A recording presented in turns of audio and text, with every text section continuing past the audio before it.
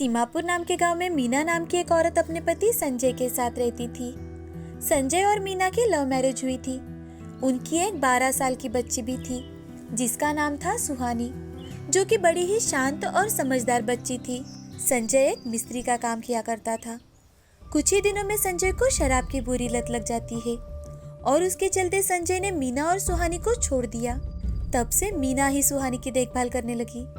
एक दिन मीना के घर का राशन खत्म हो जाता है तो वो राशन लेने के लिए दुकान पर जाती है और वहाँ भाई साहब, घर का पूरा राशन खत्म हो गया है। क्या आप मुझे कुछ दिनों के लिए राशन उधार देंगे? बहन जी, आपका पिछला बिल ही चुकता करना बाकी है और आप हो कि और उधार मांग रही हो। भाई साहब, मुझ पर विश्वास कीजिए, मुझे कुछ समय और दे दीजिए, मैं आपका सारा उधार चुकता कर दूंगी। मुझ पर विश्वास रखिए। बहन, तुम कह रही हो तो तुम पर एक बार विश्वास करके देखता हूँ। बताओ, तुम्हें क्या सामान चाहिए? अब मीना सारा सामान लेकर घर चली जाती है। घर आते ही घर का मालिक घर के दरवाजे के बाहर खड़ा होता है।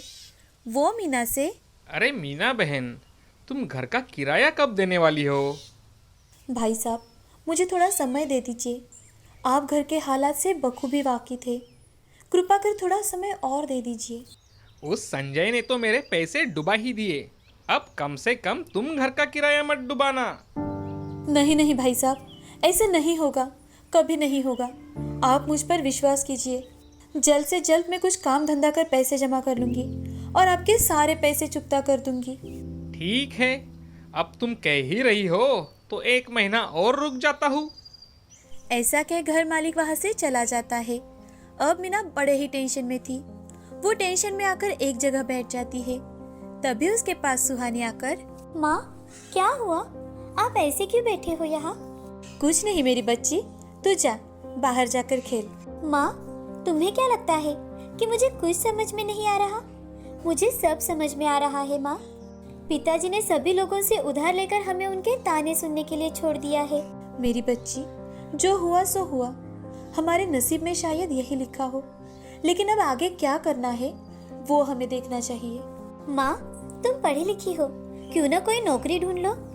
बेटी, नौकरी ढूंढने में समय जाएगा और अगर नौकरी मिली तो ठीक और नहीं मिली तो सबके देने तो पड़ेंगे ही ना।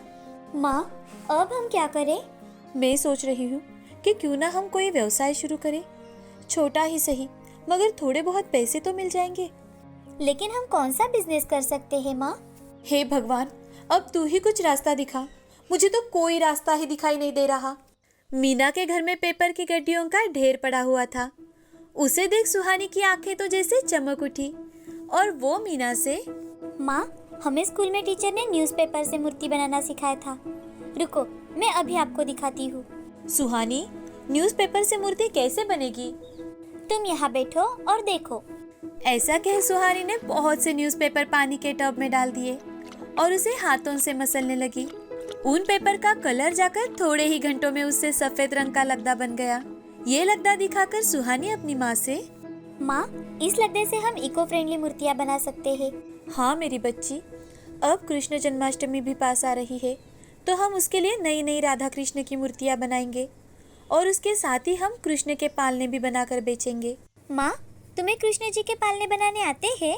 हाँ सुहानी, मुझे माइक्रम से बहुत अच्छे पालने बनाने आते हैं।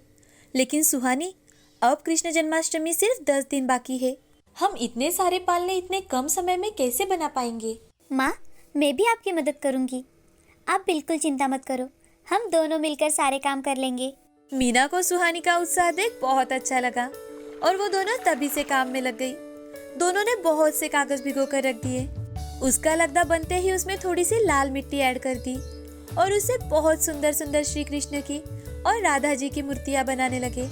दोनों माँ बेटी ने दिन रात एक कर दिया था। उन दोनों ने मिलकर अच्छे पालने, श्री कृष्ण के ड्रेस और सुहानी ने तो छोटे छोटे मोतियों से श्री कृष्ण के गहने भी बनवाए। अब वो दोनों सामान लेकर बाजार जाती है और एक जगह खड़ी रहकर बेचने लगती है।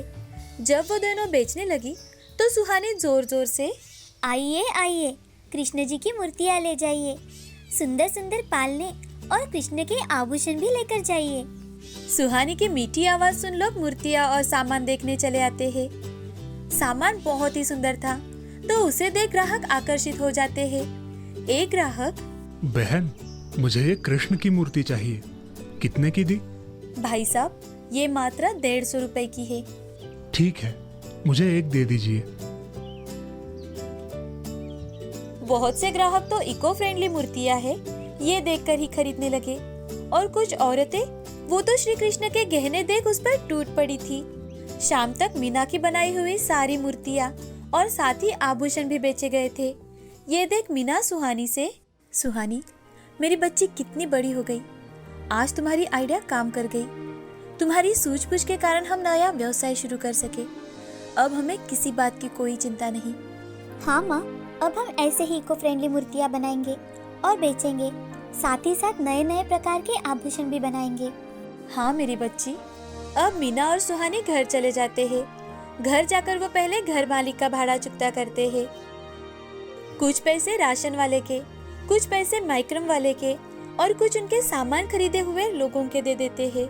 अब वो हर रोज मूर्तियाँ बनाने लगी, साथ ही साथ कृष्ण के आभूषण भी बनाने लगी।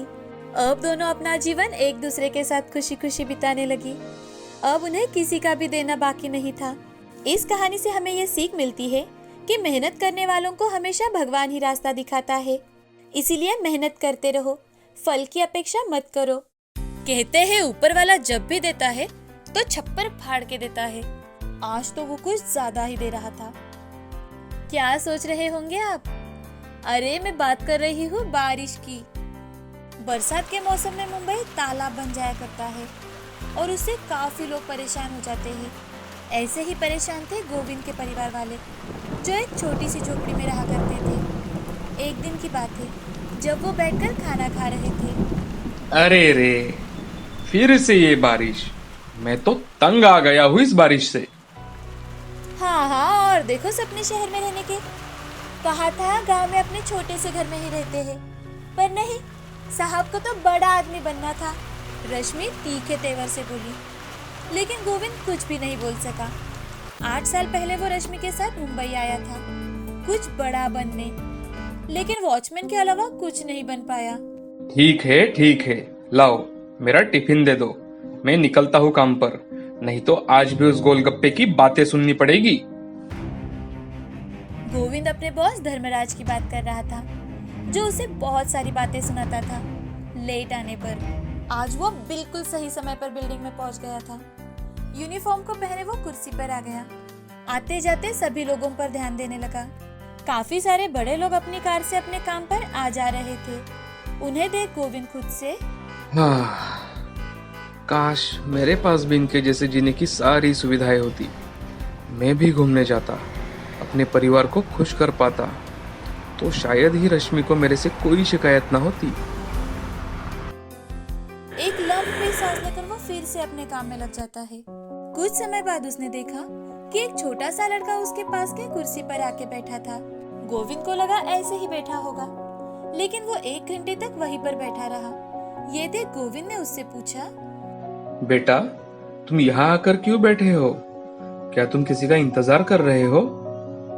बच्चा चुपचाप बैठा रहा और फिर जोरों से बारिश होने लगी। बिजली भी कड़की। बिजली की कड़कड़ाहट सुन बच्चा डर गया, तो गोविंद उसके पास जाकर बैठता है। बेटे, मुझे लगता है तुम्हें घर चले जाना चाहिए। अंकल, मेरे घर पर अभी कोई नहीं है, मम्मी पापा दोनों काम पर गए हैं। गोविंद बच्चे की बात सुनकर चौंक गया। उसने उस बच्चे को कभी वॉचमैन के डेस्क पर नहीं देखा था। बेटे, पर आप तो यहाँ पहली बार दिखाई दे रहे हो, बाकी दिन कहाँ रहते हो? मैं तो हमेशा मेरे दोस्त के साथ घूमता था, लेकिन आज वो बीमार है। बच्चा बिजली से काफी डरा हुआ था, तो गोविंद ने उसका डर भगाने की सोची। हा, मैं हूँ हवाओं का देवता, ये बारिश भी मेरी काबू में है। अब देखो मेरा कमाल। गोविंद ने बारिश की तरफ इशारा किया और हवाएं भी जोरों से चलने लगी। ये देख बच्चा खिलखिलाकर हंस पड़ा। अंकल, क्या मेरे कहने पर भी हवाएं चलेंगी? हाँ, क्यों नहीं। मैं जब तुम्हें कहूँगा तब तुम अपना हाथ ऊपर करना, बस। गोविंद हवा की गति बखूबी से जानता था। जैसे ही हवा गति पकड़ने लगी, उसने बच्चे को हाथ ऊपर करने के लिए कहा। अरे वाह अंकल, आपका जादू तो काम कर रहा है। बच्चे कैसे कहते ही दोनों जोर जोर से हंसने लगते हैं और फिर बच्चा बारिश में भीगने के लिए निकल जाता है। बेटा, बारिश में मत भीगो, तुम्हें सर्दी हो जाएगी। पर अंकल, आप तो कई बार भीग के आते हो और खुश भी रहते हो। मुझे भी बारिश में भीगना है अंकल। गोविंद मुस्कुराया और फिर उस बच्चे से कहने लगा, बेटा, मुझ जैसे गरीब को सब सहना पड़ता है, चाहे सर्दी हो या बरसात। तुम मत भीगो, तुम बीमार पड़ जाओगे। गोविंद उस बच्चे को छाते में ले लेता है। अंदर डेस्क पर उसे खाने के लिए बिस्कुट और जूस देता है। अब थोड़े ही समय बाद वो बच्चा अपने घर चला जाता है। तभी धर्मराज आता है और वो गोविंद से, अरे गोविंद, तुम तो कमाल करते हो भाई। साहब, मैं कुछ समझा नहीं। मैंने उस बच्चे को कभी हंसते हुए नहीं देखा है। वो हमेशा अकेला रहता है, पर तुम्हारे साथ तो वो हंसा भी और खेला भी। गोविंद को ये बात सुनकर आश्चर्य हुआ, परंतु वो खुश था उस बच्चे के लिए। घर पर जाते समय बहुत बारिश हुई थी और गोविंद पूरी तरह से भीग चुका था। घर जाने के बाद वो खाना खाकर आराम करने लगता है। आज हुई सारी घटनाओं को वो भूल चुका था। अगले दिन बुखार होने के कारण वो काम पर नहीं जा पाता और दूसरे दिन जब वो जाता है तो धर्मराज की 10 बातें सुनता है।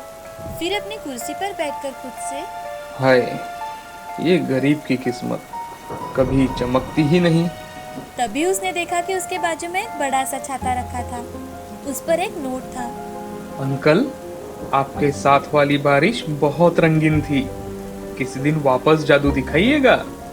उस नोट के साथ एक ऑडिशन की टिकट भी थी, जिसे पाने के लिए गोविंद दिन रात एक कर रहा था। उसे देख गोविंद कहता है, शायद किस्मत इस गरीब की बारिश की तरह है, जब आती है भर भर के आती है।